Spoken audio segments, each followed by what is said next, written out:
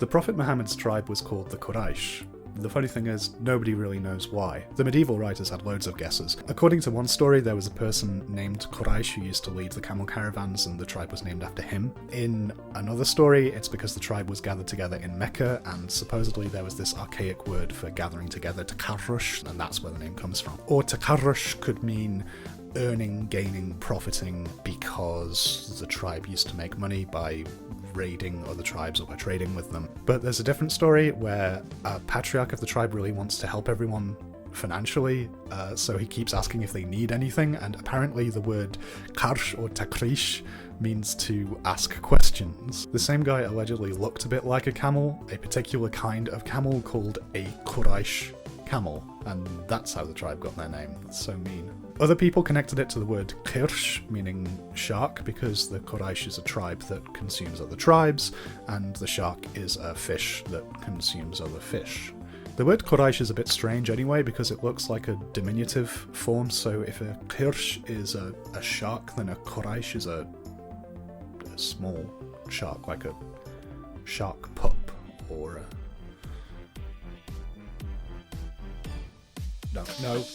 No. Anyway, since the medieval writers were obviously guessing, some modern writers have tried to explain the name Quraysh with reference to other Semitic languages.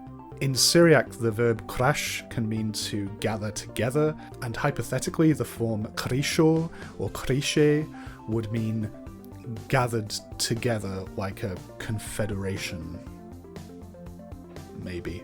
That's pretty interesting. I looked up the same root in ancient South Arabian because traditionally the Quraysh came up from the Yemen, and there are people in inscriptions before Islam who are called something like Qarish.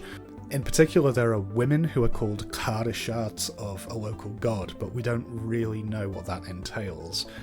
Maybe they were treasurers or stewards of the temple. Apparently in modern South Arabian, in the Yemen, the word Qurash or Gurash means livestock.